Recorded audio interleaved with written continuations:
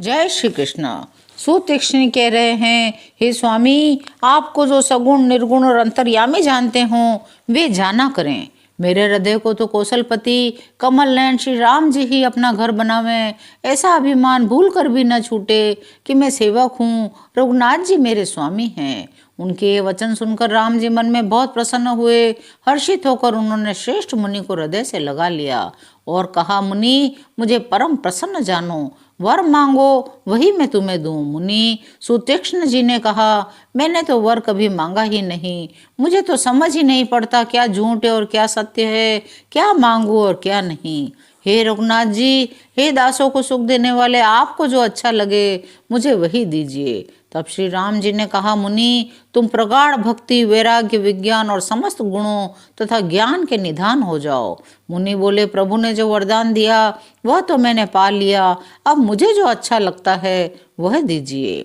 हे प्रभु, छोटे भाई लक्ष्मण जी और सीता जी सहित धनुष बाणधारी आप निष्काम होकर मेरे हृदय रूपी आकाश में चंद्रमा की भांति सदा निवास कीजिए। एवमस्तु ऐसा उच्चारण करके प्रभु बोले, ऐसा ही हो।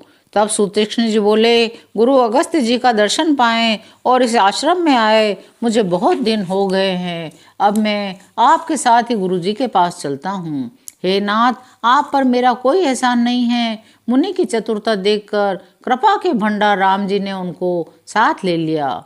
रास्ते में अपनी अनुपम भक्ति का वर्णन करते हुए देवताओं के राज राजेश्वर राम जी अगस्त्य मुनि के आश्रम पहुंचे। सुतीक्ष्ण जी तुरंत ही गुरु अगस्त्य जी के पास गए, दंडवत करके कहने लगे, हे नाथ, अयोध्या के राजा दशरथ जी के कुमार जगदाधार श्री राम जी छोटे भाई लक्ष्मण जी और सीता जी सहित आपसे मिलने आए हैं। आप दिन रात जिनका जप करते हैं, यह सुनते ही अगस्त्य जी तुरंत उठ दौड़े। भगवान को देखते ही उनके नेत्रों में प्रेम के आंसुओं का जल भर आया। दोनों भाई मुनि के चरणों पर गिर पड़े। ऋषि ने बड़े प्रेम से उन्हें हृदय से लगा लिया। ज्ञानी मुनि ने आदरपूर्वक कुशल पूछकर श्रेष्ठ आसन पर ला बिठाया और बोले, मेरे समान भाग्यवान आज दूसरा कोई नहीं है। वहाँ जितने भी अन्य मुनिगण थे, सभी श्री राम जी का दर्शन करके हर्षित हो गए। मुनियों के समूह में राम जी सबकी ओर सम्मुख होकर बैठे हैं। प्रत्येक मुनि को लगता है श्री राम जी का मुख मेरे ही सामने है। रघुनाथ जी ने मुनि से कहा, प्रभु आपसे तो कुछ छिपा है नहीं, मैं जिस कारण से आया हूँ वह भी आप जानते हैं। हे प्रभु, आप मुझे वही सलाह दीजिए जिस प्रकार मैं मुनियों के द्रोही राक्षसों को मारूं। प्रभु की वाणी सुनकर मुनि मुस्कुरा बोले, हे नाथ, आपने क्या समझकर मुझसे यह प्रश्न किया है? मैं तो आप ही के भजन के प्रभाव से आपकी कुछ थोड़ी सी महिमा जानता हूँ। चर अचर जीव जंतुओं के समान उन फलों के भीतर बसते हैं। वे अपने उस छोटे से जगत के सिवा दूसरा कुछ नहीं जानते। उन फलों का भक्षण करने वाला कठिन और कराल काल है। वह काल भी सदा आपसे भयभीत रहता है। उन्हीं आपने समस्त लोकपालों के स्वामी होकर भी मुझसे मनुष्य की तरह प्रश्न किया। हे कृपा के धाम, मैं तो यह वर मांगता हूँ, आप सीता जी और छोटे भाई लक्ष्मण जी सहित मेरे हृदय में सदा निवास कीजिए। मुझे प्रगाढ़ भक्ति, वैराग्य, सत्संग और आपके चरण कमलों में अटूट प्रेम प्राप्त हो। आप अखंड और अनंत ब्रह्म हैं। यद्यपि मैं आपको ऐसे रूप को जानता हूँ, उसका वर्णन भी करता हूँ, तो भी लौट लौट कर मैं सगुण ब्रह्म में आपके इस सुंदर स्वरूप में ही प्रेम मानता हूँ। आप सेवकों को सदा ही बढ़ाई दिया करते हैं। हे रघुनाथ जी, आपने मुझसे पूछा है। हे प्रभु, एक परम मनोहर और पवित्र स्थान है, उसका नाम पंचवटी है। आप दंडक वन को, जहाँ पंचवटी है, पवित्र कीजिए। श्रेष्ठ मुनि गौतम जी के कठोर शाप को हर लीजिए। आप सब मुनियों पर दया करके वहीं निवास कीजिए। यह सुनकर राम जी वहाँ से चल दिए। शीघ्र ही पंचवटी के निकट पहुँच गए। वहाँ गृधराज जटायु से भेंट हुई। उसके साथ बहुत प्रकार से प्रेम बढ़ाकर प्रभु श्री राम जी गोदावरी जी के समीप पर्णकुटी छाकर रहने लगे। जब से राम जी ने वहाँ निवास किया, तब से मुनि सुखी हो गए। उनका डर जाता रहा। वे दिनों दिन अधिक सुहावने मालूम होने लगे। पक्षी पशुओं के समूह आनंदित रहते हैं। पर्वत वन नदी और तालाब शोभा से छा गए। भौरे मधुर गुंजार करते हुए शोभा पाते हैं। जहाँ प्रत्यक्ष श्री राम जी विराजमान है, उस वन का वर्णन तो सरफराज शेष जी भी नहीं कर सकते। एक बार प्रभु श्री राम जी सुख से बैठे हुए थे।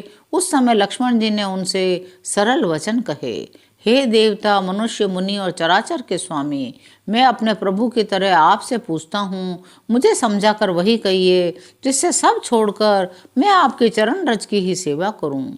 ज्ञान, वैराग्य और माया का वर्णन कीजिए। उस भक्ति को कहिए जिसके कारण आप दया करते हैं। ईश्वर और जीव का भेद भी सब समझा कर कहिए, जिससे आपके चरणों में मेरी प्रीति हो, शोक मोह और भ्रम नष्ट हो जाएं। श्री राम जी ने कहा, हे तात, मैं थोड़े में ही सब समझा कर कहे देता हूँ, तो मन, चित्त और बुद्धि लगाकर सुनो। मैं और मेरा, तू और तेरा, यही माया है जिसने समस्त जीवों को वश में कर रखा है।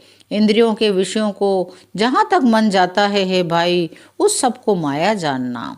उससे भी एक विद्या और दूसरी अविद्या, इन दोनों भेदों को भी तुम सुनो। एक अविद्या दुष्ट है, अत्यंत दुख रूप है, जिसके वश होकर जीव संसार रूपी कुएं में पड़ा हुआ है। एक विद्या जिसके वश में गुण है, जो जगत की रचना करती है, वह प्रभु से ही प्रेरित होती है, उसकी अपना बल कुछ भी नहीं है। ज्ञान वह है जिसमें मान आदि एक भी दोष नहीं है, जो सब में समान रूप से ब्रह्म को देखता है। उसी को परम वैराग्यवान कहना चाहिए, जो सारी सिद्धियों को और तीनों को गुणों को तिनके के समान त्याग चुका है।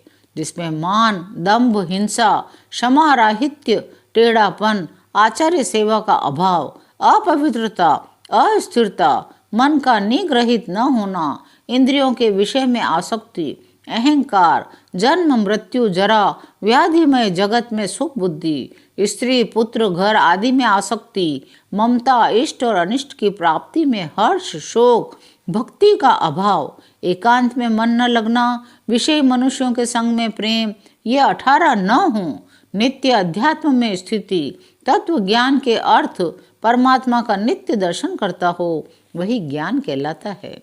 जो माया को, ईश्वर को, अपने स्वरूप को नहीं जानता, उसे जीव कहना चाहिए।